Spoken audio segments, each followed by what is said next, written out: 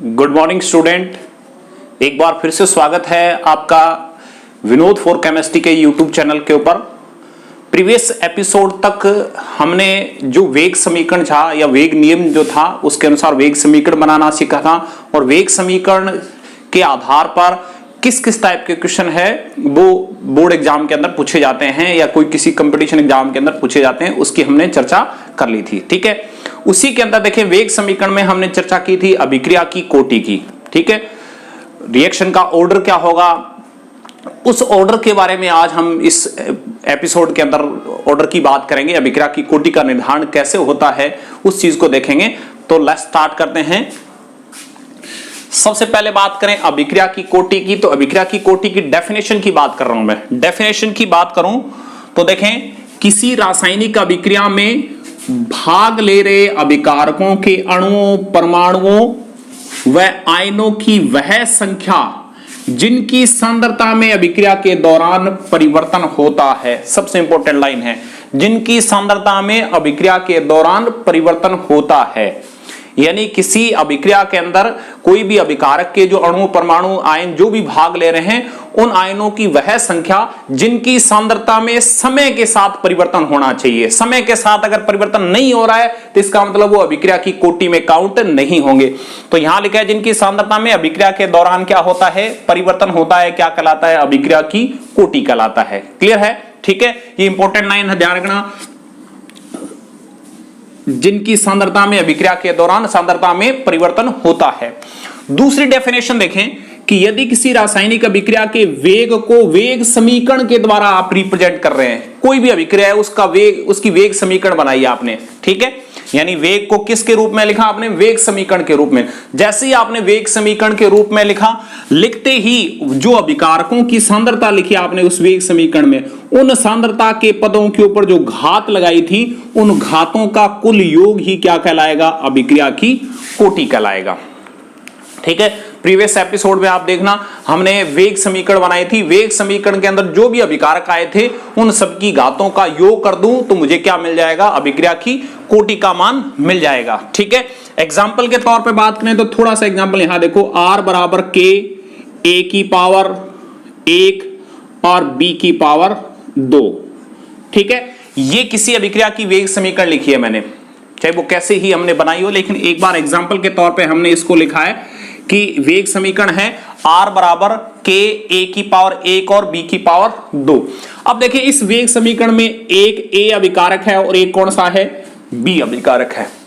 इन दोनों अभिकारकों की सांद्रताओं के ऊपर जो पावर लगा रखी है हमने, ये A की सांद्रता है, ये B की सांद्रता है। A और B दोनों की सांद्रताओं की जो घातें लगा रखी है आपने, यहां इसके ऊपर घात कितनी लगा रखी है, 1, इसके ऊपर कितनी लगा रखी है, 2। इन दोनों का टोटल कर दे, टोटल करते क्या आ जाएगी, अभिक्रिया की कोटि आ जाएगी, जिसको क्या बोलेंगे, अभिक्रिया की कोटि, अभिक्रिया कोटि। ठीक है, तो कहने का मतलब है कि जब भी किसी रासायनिक अभिक्रिया का वेग जो होता है वो आप वेग समीकरण से प्रदर्शित कर रहे हैं, उसकी वेग समीकरण बना रहे हैं, तो वेग समीकरण बनाने के बाद अभिकारकों की जो घात होती है उन घातों का अगर योग कर दें तो अभिक्रिया की क्या आ जाएगी, हमारे पास कोटि आ जाएगी। क्लियर है?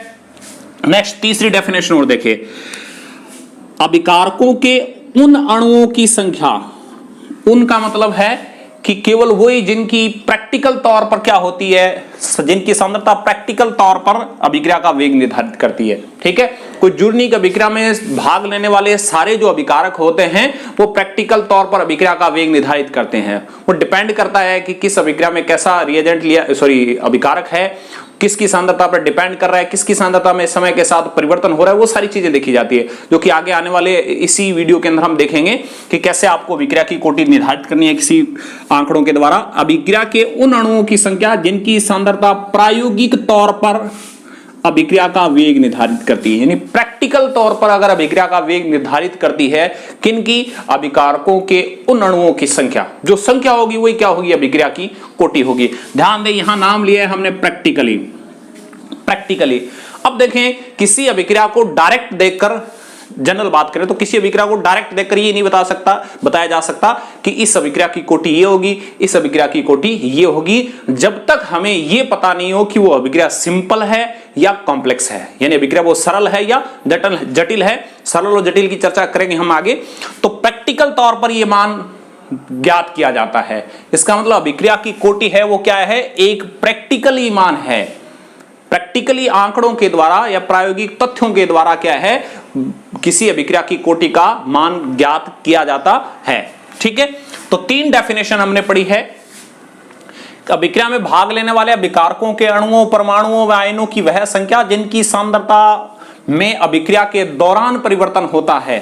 ठीक है, फिर दूसरी लिखिए, यदि किसी रासायनिक अभिक्रिया के वेग को वेग समीकरण से अगर प्रदर्शित करें तो वेग समीकरण से प्रदर्शित करने के बाद जो अभिकारकों की सांद्रता आई है हमारी, जो ए और बी की सांद्रता आई है, उन पदों की घातों का जो कुल योग होगा उस योग को क्या बोलेंगे, अभिक्रिया की कोटि बोलेंगे। ठीक है, फिर डेफिनेशन तीसरी लिखी है कि अभिकारकों के उन अणुओं की संख्या जिनकी सांद्रता प्रैक्टिकल तौर पर किसका निर्धारण करती है, अभिक्रिया के वेग का निर्धारण करती है, क्या कहलाती है, अभिक्रिया की कोटि कहलाती है। ठीक है, ये बात तो होगी डेफिनेशन की। अगर हम एक सामान्य अभिक्रिया ले लें, एक सामान्य अभिक्रिया की हम चर्चा कर रहे हैं, सामान्य अभिक्रिया। ठीक है, अभिक्रिया है N1A प्लस में N2B से प्रोडक्ट बन रहा है। ठीक है, ये कोई रिएक्शन है जिसमें N1A प्लस में N2B से क्या बन रहा है, उत्पाद बन रहा है। हमें इसकी वेग समीकरण बनानी हमने प्रीवियस एपिसोड के अंदर पढ़ ली है। वेग समीकरण कैसे होगी, R बराबर K A और B। अब ध्यान दें, अभी तक इसको कंप्लीट नहीं किया मैंने वेग समीकरण को। अभी तक हमने R बराबर K, A की सांद्रता और B की सांद्रता। अब देखें, इसके आगे स्टोइकियोमेट्रिक कोफिशिएंट कितना लगाया, N1, इसके आगे कितना लगाया, N2। ये स्टोइकियोमेट्रिक कोफिशिएंट A के आगे N1 लगाया तो A की पावर में लिखा भी जा सकता है और नहीं भी लिखा जा सकता, दोनों ही बात है। मैं N1 लिख भी सकता हूं और नहीं भी लिख सकता, दोनों ही बात है। इसका भी कारण बताएंगे आपको। यहां B के आगे स्टोइकियोमेट्री क्या है, N2 है, तो यहां B की पावर में N2 लिखा भी जा सकता है और नहीं भी लिखा जा सकता। यानी किसी अभिक्रिया के अंदर अभिकारक के आगे जो स्टोइकियोमेट्रिक कोफिशिएंट दे रखे हैं, जो रस समीकरणमिति गुणांक दे रखे हैं, वो उन्हीं के सांद्रता के पदों के पावर में जा भी सकते हैं और नहीं भी जा सकते। जाएंगे कब, जब ये हमें पता चल जाए कि ये एक प्राथमिक अभिक्रिया है, ये एक सिंपल रिएक्शन है, ये एक सरल अभिक्रिया है। अगर मुझे ये पता हो कि ये अभिक्रिया सरल है तो कुछ नहीं, मैं इसकी पावर में N1 लगा दूंगा, B की पावर में N2 लगा दूंगा, क्वेश्चन हमारा सॉल्व हो जाएगा। लेकिन अभी इस अभिक्रिया के संदर्भ में हमें कुछ पता नहीं है कि ये अभिक्रिया सिंपल है या जटिल है, इसलिए मैं N1 और N2 न लगा के इसकी पावर है वो मैं X और Y लगा रहा हूं अपनी मर्जी से। ठीक है, X और क्या लगाई है हमने, Y लगाई है। X और Y जो होगी, क्योंकि A की पावर क्या लगाया X और B की पावर क्या है Y। प्रीवियस एपिसोड में देखा मैंने X और Y का मान निकालना बताया था आपको, 3-4 क्वेश्चन 5 क्वेश्चन करवाए थे उनके अंदर न्यूमेरिकल में। X और Y का मान है वो कैसे फाइंड आउट करना होता है। अगर मैं X की बात करूं तो X जो क्या चीज है और Y क्या चीज है, आपने देखो X किसकी पावर में लगाया है, A की पावर में लगाया, तो ये है A के सापेक्ष अभिक्रिया की कोटि, A के सापेक्ष अभिक्रिया कोटि, केवल A के सापेक्ष अभिक्रिया की कोटि है। आपने B की पावर में क्या लगाया, Y, यानी Y क्या चीज है, B के सापेक्ष अभिक्रिया की कोटि, B के सापेक्ष अभिक्रिया कोटि। ठीक है, और अगर मैं X और Y का मान टोटल कर दूं, X प्लस Y बराबर टोटल कर दें, दोनों की घातों का योग कर दें, जैसे ये था वेग समीकरण में, अगर घातों का योग कर दिया जाए तो कंप्लीट अभिक्रिया क्या आ जाएगी, कोटि। इसको बोलेंगे अभिक्रिया कोटि, अभिक्रिया की कोटि। X और Y का टोटल कर दें तो क्या होगा, अभिक्रिया की कोटि आ जाएगी। ठीक है, अब देखें हमने जो ये वेग समीकरण बनाई है, इस समीकरण में मैंने X और जो Y मान रखे हैं ये प्रैक्टिकली तथ्यों से निकाल कर रखे हैं मैंने तो। ठीक है, लिखने को मैं जैसे ऐसे लिख सकता था, देखो इसके ऊपर N1 भी लिख सकता था, इसके ऊपर क्या लिख सकता था, N2 लिख सकता था। फिर मैं ये कह सकता था इस अभिक्रिया के प्रैक्टिकली आंकड़े थे मेरे पास प्रायोगिक तथ्यों से, प्रायोगिक तथ्यों से। ठीक है, अब प्रायोगिक तथ्यों का मतलब इस अभिक्रिया के प्रैक्टिकली कुछ आंकड़े दिए गए थे मुझे, जो कि आगे आने वाले देखें, इसी वीडियो में हम देखेंगे कैसे दिए जाते हैं तथ्य। अब प्रायोगिक जो तथ्य दे रखे हैं उसके आधार पर मैंने इसकी वेग समीकरण को कुछ इस टाइप से लिखा कि यहां मैंने n1 लिख के x लिख लिया और b की पावर क्या लिख दिया, y लिख दिया। इसका मतलब x और y जो मान आए हैं वो प्रैक्टिकली आंकड़े आए हैं हमारे पास, ठीक है, यानी प्रैक्टिकली तथ्यों से क्या किया हमने, ज्ञात किए हैं। यहां तो मैं n1 और n2 लेकर ही चला था, जो रस समीकरण में थी गुणांक थे यहां पर वो, लेकिन जब मुझे इस अभिक्रिया के प्रैक्टिकली आंकड़े मिले, प्रायोगिक तथ्य मुझे मिले, मिलते ही मैंने इसकी जगह x लिख दिया और इसकी जगह y लिख दिया। यानी मैंने n1 की जगह तो क्या लिखा x और n2 की जगह क्या लिखा y, ठीक है। अब देखें जितना मान n1 का है उतना x का हो भी सकता है और नहीं भी हो सकता, यानी मैं इसको क्रॉस भी कर सकता हूं और बराबर भी लिख सकता हूं कि जितना मान n1 का है उतना x का हो भी सकता है और जितना मान n2 का है उतना y का हो सकता है। लेकिन ये कब हो सकता है, जब अभिक्रिया क्या हो, एक सिंपल अभिक्रिया हो, तभी हम क्या कर सकते हैं, n1 x1 के बराबर, n2 y के बराबर हो सकता है, ठीक है। अब देखें ये डेफिनेशन होगी किसकी, अभिक्रिया की कोटि की। अब देखें इस अभिक्रिया की कोटि पर क्वेश्चन आरबीएसई बोर्ड में या सीबीएसई बोर्ड में के अंदर किस टाइप से पूछे जाते हैं वो देखें। नेक्स्ट पहला क्वेश्चन देखें, उन अभिक्रियाओं की कोटि ज्ञात कीजिए जिनकी वेग समीकरण आपको क्वेश्चन के अंदर दी जाएगी कि इसकी वेग समीकरण है वो ये है, आप अभिक्रिया की कोटि को बताइए। देखें पहला क्वेश्चन है r बराबर के a की पावर 1 और b की पावर 1। जब आपको क्वेश्चन के अंदर वेग समीकरण बना के दे रहा है तो आपको कुछ नहीं करना है, उस वेग समीकरण के अंदर अभिकारकों की जो भी घातें दिखाई दे रही है उन घातों को जोड़ दें। इसके ऊपर कितना, 1 1, टोटल दोनों का कितना किया, 2। तो इस अभिक्रिया की कोटि क्या होगी, फर्स्ट क्वेश्चन के अंदर जिस भी अभिक्रिया की वेग समीकरण आपको बना के दे रखी है उस अभिक्रिया की कोटि है वो कितनी आएगी, 2 आएगी। दूसरा देखें r बराबर के a की पावर 1/2 और b की पावर 1। ध्यान दें, बार बार रिपीट कर रहा हूं कि आपको वेग समीकरण क्वेश्चन में बना के दी जा रही है। जब वेग समीकरण बना के दे तो कोई दिक्कत नहीं, आप घातों को जोड़ दें, अभिक्रिया की कोटि होगी। लेकिन आपको जब बनानी पड़े तो ध्यान रखना, तब हमें कौन कौन सी चीजों को ध्यान रखना है, कैसे कैसे उन प्रैक्टिकल तथ्यों को उनके ऊपर अप्लाई करना है, फिर हमारी वेग समीकरण निकल के आएगी। वेग समीकरण मिलते ही हम क्या कर लेंगे, अभिक्रिया की कोटि ज्ञात करें। तो आधा और 1, अभिक्रिया की कोटि कितनी हो जाएगी, 1/2 लिख दो या 3/2 अभिक्रिया की कोटि। क्लियर है, ठीक है। ध्यान रखना अभिक्रिया की कोटि है वो भिन्नात्मक भी हो सकती है, जैसे हमने भिन्नात्मक लिखे भिन्न रूप के अंदर। नेक्स्ट तीसरी अभिक्रिया है r बराबर के वेग समीकरण r बराबर के a की पावर 2 और b की पावर -1। 1 पर -1 लगा रखा है और 1 है जिसके ऊपर 2 लगा रखा है, तो 2 और -1 को जोड़ेंगे तो कितना आएगा, 1। क्योंकि ये प्लस का 2 और ये माइनस का 1 है, दोनों का टोटल किया तो कितना आया, 1 आया। चौथी इक्वेशन देखें, a की पावर 1/4 b की पावर 3/4, दोनों को जोड़ दें।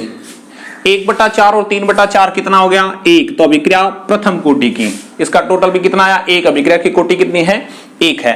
नेक्स्ट क्वेश्चन नंबर 5 देखें। 5 नंबर में लिखा है हमने r बराबर के a की पावर 2 और बटा के अंदर लिखा है हमने b। देखें इस क्वेश्चन को कई बार ऐसे भी दिया जा सकता है, इसको आपको सही तरीके से सही करना हो तो कुछ इस टाइप से लिख सकते हैं कि a की पावर 2। अगर मैं इस b को ऊपर लेके आऊं मैथ की भाषा में तो b के ऊपर पावर इनवर्स हो जाएगी। अगर यहां पावर 1 है तो वो ऊपर जाएगी तो -1 दिखेगी, अगर यहां 2 होता है तो ऊपर जाएगी तो वो -2 दिखेगी। अब हमारी वही सेम वेग समीकरण बन गई, एक जो हम जिस वे के अंदर हम पीछे पढ़ के आए उसी में। अब देखें पावर जोड़ दें, 2 और -1 टोटल कितना हुआ, 1। तो अभिक्रिया की कोटि कितनी है इसकी, 1 है। क्लियर है। नेक्स्ट देखें समीकरण r k बराबर a की पावर 2 1 प्लस b की पावर 1। दिख तो ऊपर वाला ही फॉर्मेट सा रहा है आपको, लेकिन अब की बार 1 प्लस b कर दिया तो ये सीधा b है, वो मैथ की भाषा में ऊपर नहीं जा सकता जब तक उसके साथ कोई प्लस के अंदर चीज जोड़ रखी है आपने। अगर अकेला होता तो उसको लेके जा सकते थे, कोई दिक्कत नहीं। क्वेश्चन नंबर 5 के अंदर अपने ये चीजें कर ली है। अब देखें छठे के अंदर क्या किया कि 1 प्लस करके b की पावर आपको 1 दे दी है, तो उस कंडीशन में b अकेले को ऊपर लेके नहीं जा सकते हम। तो ऐसी अभिक्रियाओं की अगर ऐसे वेग समीकरण दे रखी है तो आप डायरेक्ट फाइंड आउट नहीं कर सकते। यहां पर ऐसे नहीं कि 2 हो गया ये a को b ऊपर जाएगा तो -1 हो जाएगा, ऐसा नहीं है। अब ऐसे के अंदर क्या करना है, आपको 2 केस बनाने हैं। केस फर्स्ट यानी कंडीशन बना रहा हूं, केस फर्स्ट और केस सेकंड। केस फर्स्ट क्या कहता है? फर्स्ट ये कह रहा है कि बी की सांद्रता का मान वेरी वेरी ग्रेटर देन 1, यानी बी की सांद्रता है वो 1 से बहुत ज्यादा हो, 1 से क्या हो, बहुत ज्यादा हो, तो बी की तुलना में ए को आप नेगलेक्ट मान सकते हैं। बी की तुलना में ए को नेगलेक्ट मानेंगे तो समीकरण ये बन जाएगी भी आर बराबर के ए की पावर 2 और बी की पावर 1, यानी बी के कंपेयर में हमने किसको छोड़ दिया? ए को छोड़ दिया, कंडीशन ये लगा के। अब ये छोड़ दिया तो ये कंडीशन देखो ऊपर वाले में आ चुकी है, ये तो है ए बटा 2 बी, तो इस अभिक्रिया की कोटि कितनी आएगी? इस अभिक्रिया की कोटि 1 आएगी। केस दूसरा ये भी लगा सकते थे, 1 का मान बहुत ज्यादा है किसकी? बी की सांद्रता से। अब की बार मैं इसको ज्यादा मान सकता हूं।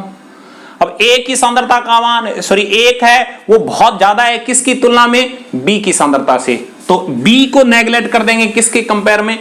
दूसरे केस के अंदर ए के कंपेयर में, ठीक है। तो समीकरण क्या बनेगी? आर बराबर के ए की पावर 2 और नीचे 1। अब नीचे 1 लगाओ नहीं लगाओ कोई फर्क नहीं पड़ता, क्योंकि हर इक्वेशन के नीचे 1 है, यहां बी के नीचे 1 है, ए के नीचे 1 है, कोई फर्क नहीं पड़ता। तो यहां इस 1 का कोई मीन नहीं है, केवल अभिक्रिया की कोटि कितनी होगी? 2। यहां कितनी आई थी? 1। उत्तर ये हो जाएगा अगर केस 2 बनाएंगे तो हम ऐसी कंडीशन के अंदर, ठीक है। नेक्स्ट 7वां क्वेश्चन देखें, लास्ट अभिक्रिया की वेग समीकरण के आधार पर जो क्वेश्चन है उनमें आर बराबर के ए की पावर 3/2 और बी की पावर -1, ठीक है। अब 3/2 में से घटा दें किसका? 1। देखिए जोड़ना है आपको वैसे तो ये प्लस, लेकिन ऊपर पावर में -1 है, कुछ इस टाइप से भी लिखेंगे हम। ये 3/2 है, इन दोनों को जोड़ना है, पहले प्लस का निशान, लेकिन ये ऊपर टर्म जो -1 में दे रखी है तो वो कुछ इस टाइप से। अब देखें 3/2 का मतलब होता है 1.5, 1 से 1/2, उसमें से हमें कितना घटाना है? 1 घटाना है, तो उत्तर क्या आएगा हमारा? 1/2। तो क्वेश्चन में आरबीएससी बोर्ड के अंदर इस टाइप से एक बार क्वेश्चन पूछा गया था कि अभिक्रिया की कोटि का निर्धारण कीजिए। अगर आपको वेग समीकरण ये 2 दे रखी है, उसमें 2 वेग समीकरण दी गई थी, केवल आपको क्या करना था? ए और बी की पावर जो हमने लगा रखी थी उनको ऐड करना था केवल, ठीक है। आसान सा क्वेश्चन आता है, ऐड करना है। कैसे ऐड करना है? आपको 7 टाइप के क्वेश्चन जो करवाए उनमें हर तरीके के क्वेश्चन को मैंने इन्वॉल्व किया है। नेक्स्ट देखें, ये तो वेग समीकरण हमारे पास ऑलरेडी है। अब अगर किसी अभिक्रिया की मैकेनिज्म हमारे पास है, अभिक्रिया की क्रियाविधि अगर हमारे पास है, तो उस क्रियाविधि से हम वेग समीकरण कैसे ज्ञात करेंगे? और वेग समीकरण अगर मिल गई तो मुझे, तो मैं अभिक्रिया की कोटि का निर्धारण कैसे ज्ञात करूंगा? नेक्स्ट देखें, अभिक्रिया की क्रियाविधि की सहायता से वेग समीकरण को और अभिक्रिया की कोटि को कैसे ज्ञात कर सकते हैं, उस चीज का तरीका देखें आप, ठीक है। किसके द्वारा? अभिक्रिया की क्रियाविधि के द्वारा। किसको? वेग समीकरण और अभिक्रिया की कोटि को हम कैसे ज्ञात कर सकते हैं, ठीक है। देखें जनरली अभिक्रियाएं 2 टाइप की होती है। एक होती है सरल अभिक्रिया, सरल अभिक्रिया। सरल अभिक्रिया बोल दो, चाहे सिंपल रिएक्शन बोल दो, चाहे इसको प्राथमिक अभिक्रिया बोल दो, तीनों अल्टरनेट नाम कैसे भी पूछे जा सकते हैं, लेकिन मैं यहां सिंपल रिएक्शन की बात कर रहा हूं। सिंपल रिएक्शन हो चाहे प्राइमरी रिएक्शन हो चाहे वो प्राथमिक अभिक्रिया हो, वो एक ही चीज है। सरल अभिक्रिया की खास बात क्या होती है कि वे अभिक्रियाएं जो केवल एक ही पद में संपन्न होती है, एक ही पद में संपन्न होती है, संपन्न होती है, यानी जो अभिक्रिया केवल एक ही स्टेप में कंप्लीट हो जाए, एक से अधिक स्टेप नहीं बन रहे हैं, केवल एक स्टेप में, जैसे ए से बी बन गया, बस एक ही स्टेप में कंप्लीट होगी, इसका मतलब अभिक्रिया कौन सी है? वो सिंपल अभिक्रिया। तो वे अभिक्रिया जो केवल एक ही पद में संपन्न होती है, कौन सी अभिक्रिया कहलाएगी? सरल अभिक्रिया कहलाएगी, ठीक है। एग्जाम्पल के तौर पर हम ले रहे हैं कोई सामान्य अभिक्रिया, सामान्य अभिक्रिया। सामान्य अभिक्रिया है N1A प्लस में N2B से क्या बन रहा है? उत्पाद बन रहा है। ये एक अभिक्रिया ली है, ठीक है। अगर हमें ये पता नहीं होता कि ये अभिक्रिया कौन सी है, सरल है या जटिल है, नहीं पता होता, तो वेग समीकरण मेरे हिसाब से आप ऐसे ही बना दें, A की पावर X और B की पावर Y, ठीक है, ध्यान देंगे वेग समीकरण किस नियम से बनती है? वेग नियम से बनती है।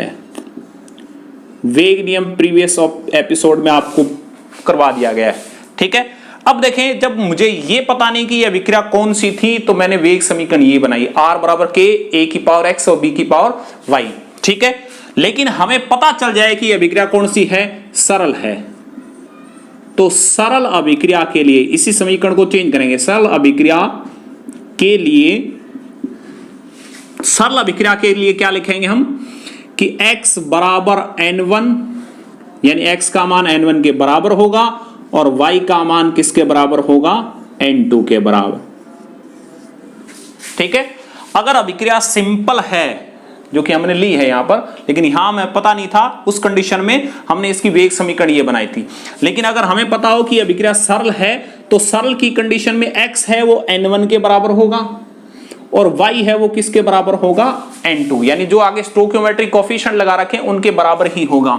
तो वेग समीकरण क्या बनेगी, R बराबर K A की पावर n1 और B की पावर n2।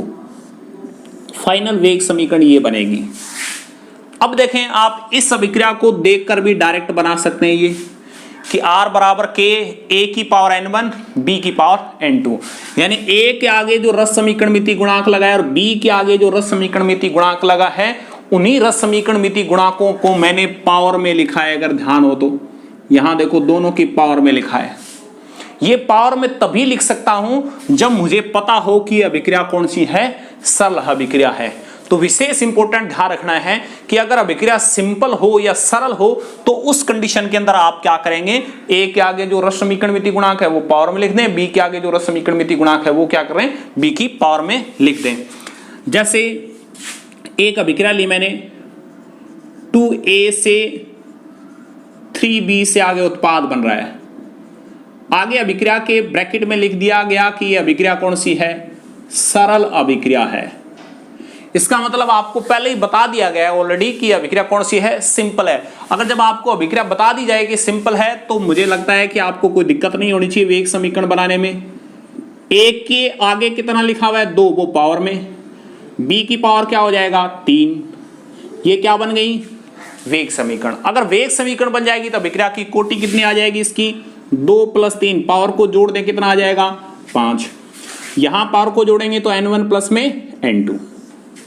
इसका मतलब अभिक्रिया की कोटि का निर्धारण है। एक सिंपल अभिक्रिया के अंदर अभिकारकों की घातों का जो कुल योग होगा उसको ही हम क्या बोलेंगे, अभिक्रिया की कोटि बोलेंगे। और यहां इस अभिक्रिया का मुझे पता चल गया कि यह अभिक्रिया सिंपल है, तो उस कंडीशन के अंदर a की पावर 2, b की पावर 3, 2 + 3 को जोड़ दिया तो टोटल कितना आ गया, 5 आ गया। ठीक है, नेक्स्ट देखें जटिल अभिक्रिया।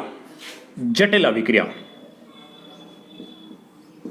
जटिल अभिक्रिया, कॉम्प्लेक्स रिएक्शन। फर्स्ट हमने पढ़ी है सरल अभिक्रिया, दूसरी है जटिल अभिक्रिया। सरल अभिक्रिया में हमने पढ़ा है कि वे अभिक्रियाएं जो केवल एक ही स्टेप के अंदर कंप्लीट हो जाए वो अभिक्रियाएं कौन सी होगी, सरल अभिक्रिया होगी। दूसरी जटिल अभिक्रियाओं की बात करूं तो वे अभिक्रियाएं जो एक से अधिक पदों में संपन्न होती है, एक से अधिक पदों में संपन्न होती है,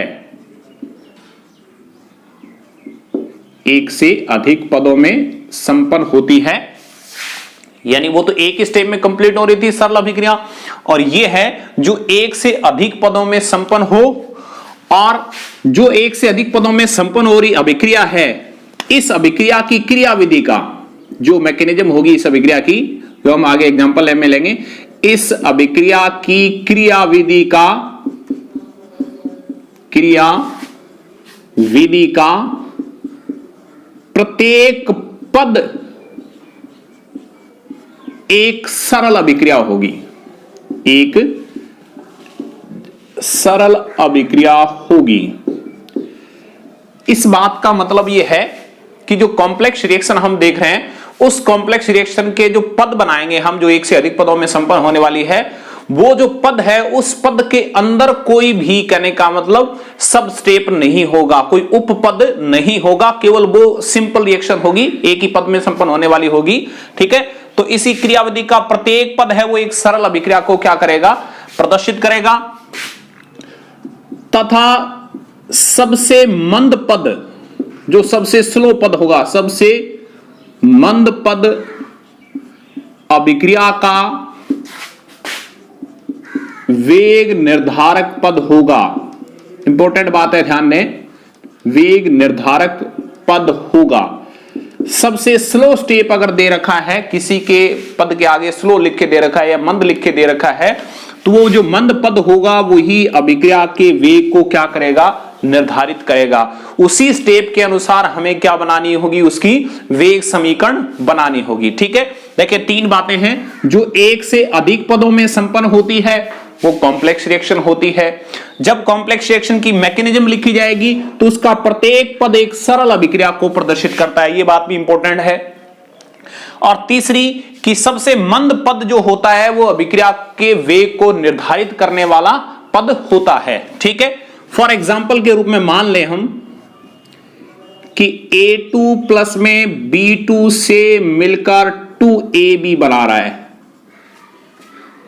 यह एक जटिल अभिक्रिया है, इसको हमने मान लिया कि एक कॉम्प्लेक्स रिएक्शन है, यह एक जटिल अभिक्रिया है। अगर ये कॉम्प्लेक्स रिएक्शन है तो इसका मतलब वो एक से अधिक पदों में संपन्न होगी। देखो कौन कौन से पद में संपन्न हुई। पद फर्स्ट की बात कर रहा हूं। पद फर्स्ट में क्या हुआ कि ये जो A2 था, ये A2 टूट गया किसके अंदर, A प्लस A में। हम दोनों को इकट्ठा करके 2A भी लिख सकते थे, कोई दिक्कत नहीं। लेकिन पहले स्टेप में क्या हुआ, इस अभिक्रिया की मैकेनिज्म अगर मैं लिख रहा हूं तो कि A2 है वो टूटा है A प्लस A के अंदर। सेकंड पद की बात करें, सेकंड पद में क्या हुआ कि ये जो दो A2 हमने अलग अलग किए लिखे हैं, A2 को तोड़ के A लिखा है, इनमें से किसी एक A ने इस B2 के साथ रिएक्शन की, B2 के साथ इस A ने रिएक्शन कर ली। जब A ने B2 के साथ रिएक्शन की तो B2 में से किसी एक B के साथ रिएक्शन करके क्या बना दिया, AB, और प्लस में रिमेनिंग क्या बच गया, B, यानी इस B2 के अंदर एक B शेष बच गया। ठीक है, कहने का मतलब है मेरा कि जब A2 A प्लस A में टूटा तो उसमें से एक A ने क्या किया, इस B2 के साथ रिएक्ट होके क्या बनाया, AB बनाया। ठीक है, अब तीसरे पद के अंदर मैं बात करूं तो पद नंबर थर्ड के अंदर बात की जाए तो यहां एक A रिमेनिंग पड़ा है पहले स्टेप में और दूसरे स्टेप में B एक रिमेनिंग पड़ा है। ये A और B दोनों आपस में रिएक्ट होंगे, A प्लस B दोनों आपस में रिएक्ट होके क्या बना लेंगे, AB बना लेंगे। यानी ये अभिक्रिया कितने पदों में संपन्न हो रही है, 3। अगर आप इन 3 पदों को ऐड करोगे तो फाइनल रिजल्ट आपको ये मिलेगा जो हमने शुरू में ऊपर लिखा है वो। ठीक है, कि इन तीनों पदों को आप जोड़ेंगे तो जोड़ते ही हमें ये स्टेप कंप्लीट मिल जाएगा, जो मूल अभिक्रिया थी वो हमें मिल जाएगी। अब देखें, मैंने पहले पद के आगे स्लो लिख दिया। ठीक है, हो सकता है मैं दूसरे पद के आगे भी स्लो लिख सकता था। मैं एक एग्जांपल लेके आपको समझा दूंगा, दूसरे पद के आगे भी स्लो लिखा हो। मैंने अगर इस पद के आगे स्लो लिखा है तो नीचे वाली दोनों जो पद हैं, दोनों जो अभिक्रियाएं हैं, वो हमारे वेग निर्धारित पद के अंदर कहीं भी काम में आने वाली नहीं है। यानी इनको हम माइंड से डिलीट कर देंगे, केवल इस पर ही काम चलेगा। अब देखिए कितने पद बने मैकेनिज्म में, 1, 2 और 3। ये दूसरी लाइन पढ़े कि अभिक्रिया की क्रियाविधि का प्रत्येक पद एक सरल अभिक्रिया को प्रदर्शित करता है। एक सरल अभिक्रिया का मतलब होता है कि इसके अंदर कोई सब स्टेप नहीं है। ये क्या एक सरल अभिक्रिया है। और सरल अभिक्रिया की वेग समीकरण कैसे बनाते हैं, अभी हमने पढ़ा है कि सरल अभिक्रिया की वेग समीकरण जैसे अभिक्रिया दे रखी है ठीक वैसे उसको देख के बनाना होता है। कोई प्रैक्टिकली आंकड़ों की जरूरत नहीं है, प्रायोगिक तथ्यों की जरूरत नहीं है हमें। अब देखें, मूल अभिक्रिया कहने का मतलब ये होगी वेग को निर्धारित करने वाली। इस अभिक्रिया को देखकर हमें वेग समीकरण बनानी है, तो R बराबर K A2। ध्यान दे, ये अभिक्रिया है, इस अभिक्रिया का अभिकारक ये है A2। A2 का आगे कितना लगा है, 1। क्लियर है यानी वेग समीकरण ये बनेगी किसकी, इस कॉम्प्लेक्स रिएक्शन की। लेकिन अगर आप इस अभिक्रिया को लेकर अगर वेग समीकरण बनाते इस अभिक्रिया को, तो मेरे कहने का मतलब ये बनता A2 की पावर 1 B2 की पावर 1, ऐसे ही था कुछ। अब देखें इस समीकरण को इस समीकरण से कंपेयर करो। कंपेयर किया गया, कंपेयर का मतलब हो गया कि ये तो प्रैक्टिकली आंकड़ों से आई और ये हम डायरेक्ट देख के बता रहे हैं। और डायरेक्ट देख के मैंने ये कहा है हम तब तक नहीं बता सकते जब तक कि हमें पता नहीं हो कि अभिक्रिया सिंपल है या कॉम्प्लेक्स है। अब देखें इसमें यहां तक तो कॉमन चल रहा स्टेप, ये तो सेम ही है इतना, लेकिन यहां B2 इस पद के अंदर नहीं आया। किसके अंदर, जो हमारा वेग निर्धारक पद था, यानी जो वेग को निर्धारित करने वाला पद था उसके अंदर B2 नहीं आया। इसका मतलब है अगर यहां आप B लिखना चाहे तो B की पावर 0, और 0 किसी की पावर हो उसका कोई मतलब नहीं है वैसे हमारे लिए। इसका मतलब है इस अभिक्रिया के अंदर B2 जो है वो अभिक्रिया के वेग निर्धारक पद में काउंट नहीं हो रहा है। तो इस अभिक्रिया में B की सांद्रता में अगर मैं परिवर्तन करूंगा तो अभिक्रिया के वेग में कोई फर्क पड़ने वाला नहीं है। ठीक है, ध्यान रखना। इस अभिक्रिया को देख के हमने ये बनाई, लेकिन इस अभिक्रिया में B2 पद है वो नहीं आ रहा था जो वेग निर्धारक पद था उसके अनुसार। तो फाइनल समीकरण आप ये मान सकते हैं, वरना जो मैंने पहले लिखी थी कि R बराबर K A2 की पावर 1 कंप्लीट। ठीक है, किसको देखकर वेग समीकरण बनानी है आपको, जिस पद के आगे क्या लिखा हो, स्लो लिखा हो, उस पद को देखकर ही हमें वेग समीकरण बनानी है। दूसरी बात कि अगर हमें किसी भी पद के आगे स्लो लिखा नहीं मिले तो उस कंडीशन में क्या करना है, तो उस कंडीशन के अंदर हमें क्या करना है कि जो रिवर्सिबल वाला साइन दे रखा है जिस पद के अंदर, उसी पद को क्या मानेंगे हम, सबसे स्लो स्टेप मानेंगे। ठीक है, बाकी को फास्ट मान लेंगे जो भी होगा, रिवर्सिबल का साइन। तीसरी कंडीशन ये हो जाए कि हमें स्लो लिखा भी नहीं मिल रहा है और हमें रिवर्सिबल का भी साइन लिखा हुआ नहीं मिल रहा है, तो आप देखें बीएससी सेकेंड ईयर के अंदर इन टाइप की मैकेनिज्मों के लिए एक एसएसए लगाया जाता है, और एसएसए लगा के इसमें से वो रिएक्शन ली जाएगी तीनों में से जिसके अंदर हमारा प्रोडक्ट बन रहा हो। तो प्रोडक्ट इसमें बन रहा है और प्रोडक्ट इसमें, क्योंकि प्रोडक्ट हमारा क्या है ए बी, तो ये दो अभिक्रियाएं हमारी काम आएगी इस अभिक्रिया के अंदर। ये एसएसए लगाना, ये बोर्ड एग्जाम में या आरबीसी सीबीएसई के सीनियर लेवल में ये चीज नहीं है, लेकिन ये बीएससी सेकंड ईयर में जरूर है एसएसए लगाना। एसएसए लगा के किसी अभिक्रिया का वेग निर्धारित कर सकते हैं जब आपको स्लो है या रिवर्सिबल है, कुछ नहीं दिया तो उस कंडीशन के अंदर। ठीक है, तो हमें तो बाकायदा स्लो लिखा मिलेगा, नहीं मिले तो आप रिवर्सिबल का साइन है वो क्या करेंगे, यूज करेंगे।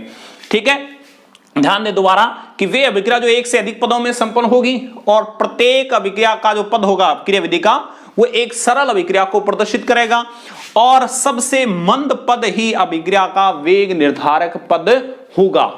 क्लियर है, ये अभिक्रिया लिखी, ये अभिक्रिया के हमने ये स्टेप लिखे, इसको स्लो को देखा, स्लो को देखकर आपने ये समीकरण बनाए जिसमें बी का कोई रोल नहीं था, तो बी समीकरण में नहीं आया। इसका मतलब ये बी अभिक्रिया के वेग निर्धारण में काम में नहीं आ रहा है, ये इसकी सांद्रता में हम परिवर्तन करेंगे तो कुछ परिवर्तन होने वाला नहीं है।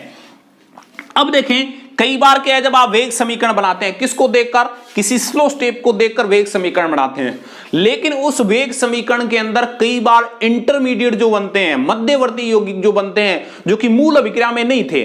ठीक है, मूल अभिक्रिया में कौन था, A2 और B2। मूल अभिक्रिया में A2 था, ठीक है, B2 नहीं आया, तो इसका मतलब हमें पता चल गया कि B अभिक्रिया के वेग निर्धारित पद में नहीं है। चलो कोई बात नहीं, लेकिन अगर A2 और B2 को छोड़कर कोई और पद आ जाता इसके बीच में, यहां A2 के साथ में कोई एक ऐसा पद आ जाता जो मूल अभिक्रिया में नहीं था, तो उस पद को क्या करेंगे, हम वहां से हटाएंगे। रिवर्सिबल वाले स्टेप की सहायता से हम क्या करेंगे, हटाएंगे। एक क्वेश्चन देखें इसके ऊपर कैसे आपको हटाना है। अभिक्रिया x2 प्लस में y2 मिलकर 2xy बना रहे हैं।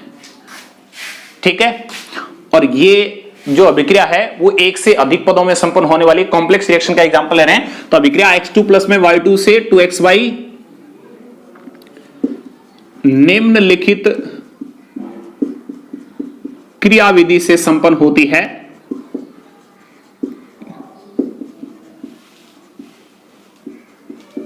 होती है तो हमें क्या करना है, हमें इसकी वेग समीकरण बनानी है और अभिक्रिया की कोटि है वो ज्ञात करनी है। अब देखें क्वेश्चन के अंदर ही स्टेप दे रखे हैं आपको, वही 3 स्टेप बना रहा हूं मैं, कोई जरूर नहीं हमेशा 3 ही दी जाए, हो सकता है वो 2 स्टेप में भी कंप्लीट हो सकती है, हो सकता है वो 4 स्टेप के अंदर भी कंप्लीट हो सकती है। ठीक है, स्टेप आपको ऑलरेडी बना के दिए गए हैं, इसलिए कोई ज्यादा दिक्कत वाली बात नहीं है, तो आप इसी टाइप से लिखें। देखें वही है, प्रीवियस अभी रिएक्शन के अंदर मैंने A2 लिया था, उसको तोड़ा था A प्लस में A, यहां X2 लिया उसको भी तोड़ा है मैंने X प्लस X में इकट्ठा लिख दिया 2X। ठीक है, रिवर्सिबल का साइन है। इन दोनों में से एक X ने Y2 के साथ अभिक्रिया करके क्या बनाया XY, और एक X और Y मिलकर क्या बना रहे हैं XY। ये मैकेनिज्म दे रखी है। अब देखें इसके आगे स्लो लिखा हुआ है केवल, बाकी मान लें फास्ट लिखा हुआ है, कोई दिक्कत नहीं। और हमने कहा था कि जब अभिक्रिया कॉम्प्लेक्स और एक से अधिक पदों में संपन्न हो रही है तो उस अभिक्रिया का वेग निर्धारक जो पद होगा वो सबसे स्लो स्टेप ही अभिक्रिया का वेग निर्धारक पद होगा। अब देखें स्लो स्टेप ये है, तो हमारा टारगेट इस अभिक्रिया के ऊपर होना चाहिए केवल, बाकी किसी अभिक्रिया को नहीं। ध्यान दें दूसरी, अगर एक से अधिक स्टेप में कंप्लीट हो रही है अभिक्रिया, जहां स्लो लिखा है उस स्लो से नीचे अगर कितने ही पद दे रखे हो वो अपने काम के नहीं होंगे, ध्यान रखना। ऊपर वाला पद फिर भी काम में आ सकता है मैकेनिज्म के अंदर कहीं ना कहीं, ठीक है, जो वेग समीकरण बना रहे हैं उसके अंदर। अब देखें मैं इस अभिक्रिया को देखकर पद सेकंड को क्या माना है हमने, सबसे स्लो स्टेप माना है। स्लो स्टेप ही अभिक्रिया का वेग निर्धारक पद है, तो स्लो स्टेप के अनुसार हम वेग समीकरण बना रहे हैं वेग नियम से। चूंकि पद सेकंड सबसे मंद पद है जो अभिक्रिया का वेग निर्धारक पद है, वेग निर्धारक पद है। ठीक है, यानी पद जो सेकंड है वो क्या है, सबसे स्लो है, जो अभिक्रिया के वेग को क्या करेगा, निर्धारित करेगा। इसको एक सरल अभिक्रिया मानना है, क्योंकि हमने पहले ही बताया था मैकेनिज्म का प्रत्येक पद है वो एक सरल अभिक्रिया को रिप्रेजेंट करेगा। तो इसको देखकर आपको वेग समीकरण बनानी है। तो R बराबर K, यहां तक तो सेम है सभी में, जब भी वेग समीकरण बनानी है तो R बराबर K तो हम लिखते ही है। उसके बाद आगे क्या लिखना है, देखो Y2 अभिकारकों की सांद्रता लिखनी है हमें तो। ठीक है, यहां क्या है X, आगे कितना 1 1। क्लियर है, हमारी वेग समीकरण ये बनी है जो हमने बना रखी है। इस पद को देखकर हमने ये वेग समीकरण बनाई है, समीकरण नंबर इसको 1 दे दें। लेकिन आप इस वेग समीकरण में ये देखें, इस वेग समीकरण को मूल अभिक्रिया से कंपेयर करें। मूल अभिक्रिया में कौन है, X2 है, जबकि हमारा यहां पद में क्या आया है, X आया है। ठीक है, यहां मूल अभिक्रिया में Y2 है तो Y2 आया, कोई दिक्कत नहीं। मूल अभिक्रिया में Y2 था तो Y2 दिख रहा है, कोई दिक्कत नहीं। लेकिन यहां मूल अभिक्रिया में X2 था, लेकिन यहां क्या आ रहा है, X आ रहा है। इसका मतलब X ये एक मध्यवर्ती यौगिक बना, जो ये मध्यवर्ती यौगिक है, और इस मध्यवर्ती यौगिक को क्या करना है, हमें वेग समीकरण में से हटाना है इसको, क्योंकि ये मूल अभिक्रिया का पार्ट है ही नहीं। ठीक है, अगर मूल अभिक्रिया के पार्ट में होता तो कोई दिक्कत नहीं, हमारा उत्तर यही होता, लेकिन ये मूल अभिक्रिया के पार्ट में नहीं है, तो इसलिए इसको क्या करना है, हटाना है। इसको हटाने के लिए देखें, क्योंकि X मुख्य अभिक्रिया का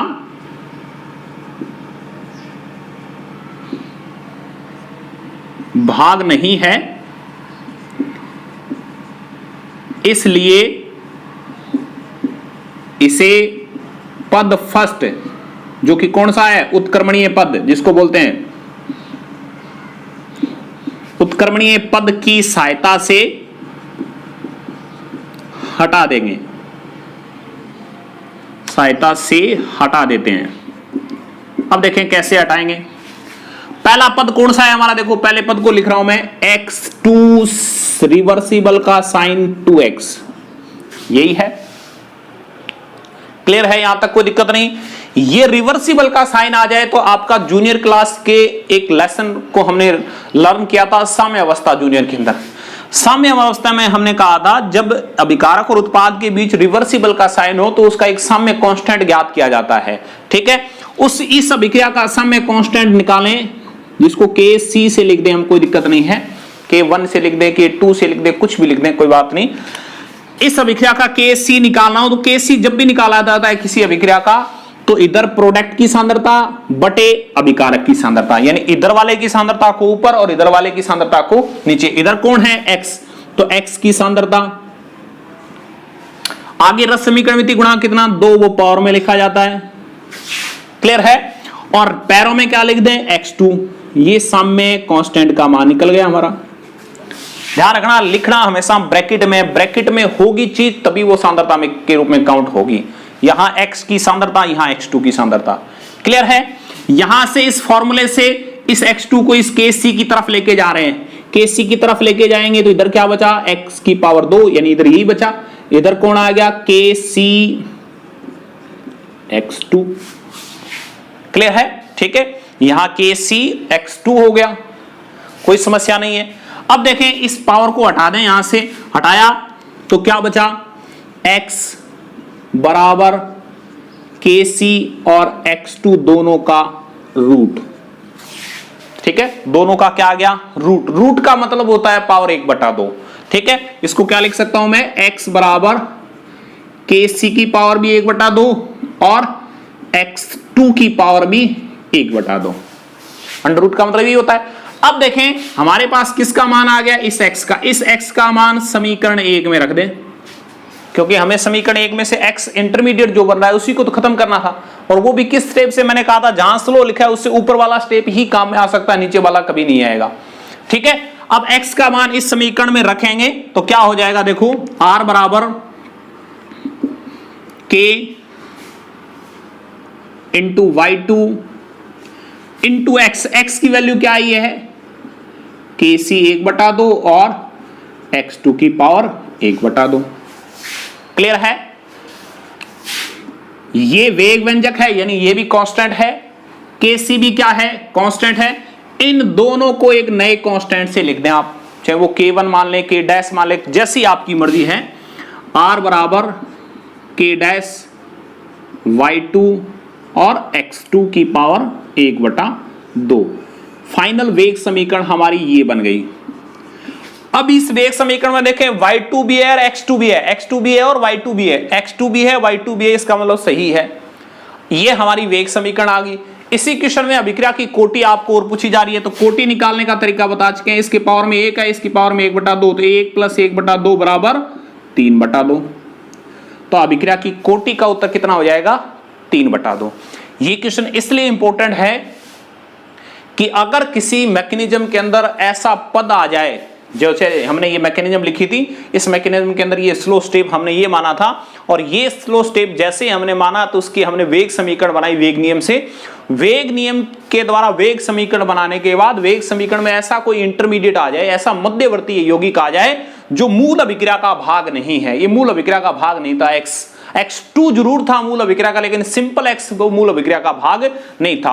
तो मूल अभिक्रिया का भाग नहीं था, इसलिए इसको क्या करेंगे, उस उत्क्रमणीय पद की सहायता से क्या करेंगे, हम इसको हटाएंगे। हटाने का तरीका क्या होगा, उत्क्रमणीय पद को kc के पदों में निकालें, वहां से x को बाहर निकाला, इस x का मान समीकरण 1 में रखा, रखते ही हमें क्या मिल गया, इसका रिजल्ट मिल गया, ठीक है। तो जटिल अभिक्रिया के अंदर अगर ऐसे स्टेप दिया हो, इंटरमीडिएट कुछ अलग आ रहा है मूल अभिक्रिया से, तो आपको ऐसे उस इंटरमीडिएट को हटाना है, इस मध्यवर्ती यौगिक को हटाना है। अगर नहीं होता तो हमने ऊपर वाली अभी जो एग्जांपल लिया था, हमने जटिल अभिक्रिया के अंदर A2+ में B2 से 2A भी नहीं हो तो हम सीधा सीधा सिंपल क्या करेंगे, लिख देंगे, ठीक है। अभिक्रिया की दर का जो निर्धारण है वो प्रैक्टिकली आंकड़ों से कैसे किया जाएगा, ठीक है। यानी अभिक्रिया की वेग समीकरण कैसे ज्ञात करेंगे और अभिक्रिया की कोटि कैसे ज्ञात करेंगे, कब, जब हमें कुछ प्रैक्टिकली डाटा दिए जाएं। क्योंकि मैंने पहले दिन ही कह दिया था कि अभिक्रिया की कोटि जो होती है वो एक प्रैक्टिकली मान होती है। हमें कुछ प्रैक्टिकली डाटा दिए जा रहे हैं, एक अभिक्रिया है, A + B से क्या बन रहा है, उत्पाद बन रहा है। इस अभिक्रिया के प्रैक्टिकली डाटा दिए गए, यानी इस अभिक्रिया को पर कुछ प्रैक्टिकल प्रयोगात्मक तथ्य है वो निकाल के देखे, उनका रिजल्ट हमारे पास ये आया, ये इक्वेशन के रूप में आया, कहने का मतलब, ठीक है। अब देखें ये जो अभिक्रिया है, इस अभिक्रिया को देखकर अगर मैं वेग नियम लगाऊं, वेग नियम हमने लगाया, वेग नियम लगाया तो R बराबर K A और B, ठीक है। इस A के आगे 1 लगा हुआ है और बी के आगे भी 1 लगा हुआ है। वो पावर में लिखा भी जा सकता है और नहीं भी लिखा जा सकता, क्योंकि हमें कुछ पता नहीं है। हमें तो ये प्रैक्टिकली आंकड़े ही बताएंगे ए की पावर में कितना आएगा और बी की पावर में कितना आएगा। जब कुछ पता नहीं हो तो मैंने कहा हमेशा एक्स वाई लगाएंगे एक बार, फिर हम एक्स और वाई का मान क्या करेंगे, फाइंड आउट करेंगे। ठीक है, अब देखें इक्वेशन नंबर 1 ये बन गई हमारी, इसको क्या दे देंगे हम, इक्वेशन नंबर 1। इक्वेशन नंबर 1 बन गई। इक्वेशन नंबर 1 के अनुसार ये डाटा दिए जा रहे हैं। देखो एक्सपेरिमेंट में यानी पहला प्रयोग क्या किया गया, ए की सांद्रता को कितना लिया गया, 1 लिया गया। बी की सांद्रता को कितना लिया गया, 2 लिया गया। तो अभिक्रिया का वेग कितना आया, 4 आया। ठीक है, इस कंडीशन को लिख दें। अभिक्रिया का वेग कितना आया, 4 आया। कब आया, जब ए का मान 1 लिया गया और बी का मान 2 लिया गया। समीकरण नंबर 2। ठीक है, जिसका बी का मान 2 है तो बी की जगह 2 रख दे, ए का मान 1 है तो ए की जगह 1 रख दे। ठीक है, और एक्सपेरिमेंट नंबर 1 में हमने समीकरण नंबर ये बना ली। इसी तरह समीकरण नंबर 2 को बनाएंगे तो 2 को देखें, यहां से यहां अगर आपको दिखाई दे रहा है तो 1 से 2, यानी दूसरे एक्सपेरिमेंट में क्या किया, इस प्रयोग के अंदर ए की सांद्रता को डबल करके देखा इसने। यानी ए पहले 1 थी, 1 से क्या किया 2, यानी ए की सांद्रता को क्या किया, डबल करके देखा। बी की सांद्रता में कोई चेंज नहीं किया, बी को कांस्टेंट रखा कि बी की जो है वो रखेंगे। एक बार हम ए के रिस्पेक्ट में देख रहे हैं अभिक्रिया का वेग कैसे बदल रहा है। ठीक है, देखा तो अभिक्रिया के वेग को देखो, पहले भी 4 था और बाद में भी 4 है। कब, जब ए की सांद्रता को 2 गुणा किया गया तो अभिक्रिया के वेग पर कोई भी फर्क नहीं पड़ा। इसका मतलब ये हुआ कि ए है वो अभिक्रिया के वेग को प्रभावित नहीं कर रहा है, या कह दूं मैं सिंपल भाषा में, ए के सापेक्ष अभिक्रिया की कोटि है वो 0 है। अभिक्रिया के वेग निर्धारक के अंदर ये काउंट नहीं होगा। लेकिन हम समीकरण बनाते हैं, समीकरण दूसरे पद से बनाई तो देखें दूसरे में वेग कितना आया, 4, यानी आर का मान कितना आ रहा है, 4 आ रहा है। के ए की वैल्यू कितनी लिखनी है हमें यहां पर, 2, और बी की वैल्यू भी कितनी लिखनी है, 2। समीकरण नंबर 3 क्लियर है। ठीक है, तीसरे के समीकरण और बनाए। तीसरे में यहां 16 के ए का मान 2 और बी का मान कितना करना है, 4, वाई समीकरण नंबर 4। ठीक है, देखें कॉम्पिटिटिव एग्जाम के अंदर हम डायरेक्ट बता सकते हैं, ऐसे अगर आंकड़े दिए जाएं तो अभिक्रिया की कोटि क्या होगी, ए के सापेक्ष क्या होगी, बी के सापेक्ष क्या होगी, वो अब आपको नेक्स्ट एपिसोड के अंदर एक ट्रिक बताऊंगा, जिसके अंदर हम प्रैक्टिकली आंकड़े ऐसे दिए जा रहे हैं तो इनको देखते ही पता चल जाएगी अभिक्रिया की कोटि क्या होगी। हमें ऐसे इक्वेशन बनाने की जरूरत नहीं है, लेकिन ये बोर्ड एग्जाम के लिए थ्योरेटिकल सिस्टम होता है, इसलिए ये करवाना जरूरी है। अब देखें ए की सांद्रता को जब 2 गुणा किया गया, 2 गुणा किया इसने, तो मुझे पता है कि वेग में कोई परिवर्तन नहीं हुआ, वेग इतना ही पड़ा है, वेग में नो चेंज। इसका मतलब एक के सापेक्ष अभिक्रिया की कोटि कितनी, 0। ठीक है, अब देखें दूसरे और तीसरे प्रैक्टिकल में क्या किया, ये कांस्टेंट रखा है। देखो इसको क्या रखा, कांस्टेंट। इसको क्या रखा था पहले, कांस्टेंट। अब की बार किसको कांस्टेंट रखा है उसने, ए को कांस्टेंट रखा है। ए को कांस्टेंट का, बी की सांद्रता को डबल करके देखा। देखो 2 गुणा करके देखा आपने, बी की सांद्रता को 2 गुणा किया तो अभिक्रिया का वेग देखें, 4 से कितना हो गया, 16, यानी 4 गुणा बढ़ गया। कितना गुणा बढ़ गया, 4 गुणा। कब, जब आपने सांद्रता कितने की, 2। अब जैसे हमें पता चल जाए कि कितने गुणा हमने सांद्रता में परिवर्तन किया और उतने गुना अभिक्रिया का वेग बढ़ा, तो उससे हम अभिक्रिया की कोटि निकालेंगे। एक बार हम थ्योरेटिकल तरीके से निकाल रहे हैं। ठीक है, हमने ये 4 इक्वेशन बना ली, 3 तो इन प्रैक्टिकलों को देखकर, एक हमारी मूल अभिक्रिया जो थी उसको देखकर। पहली कंडीशन में क्या करना है, देखें उन्हीं अभिक्रियाओं को देखकर समीकरण 2 में समीकरण 3 का भाग दे दें। समीकरण 2 में किसका भाग दें, 3 का। देखो 2 ही कंडीशन बनानी है, 2 में 3 का दे दे चाहे 3 में 2 का दे दे, कोई फर्क नहीं।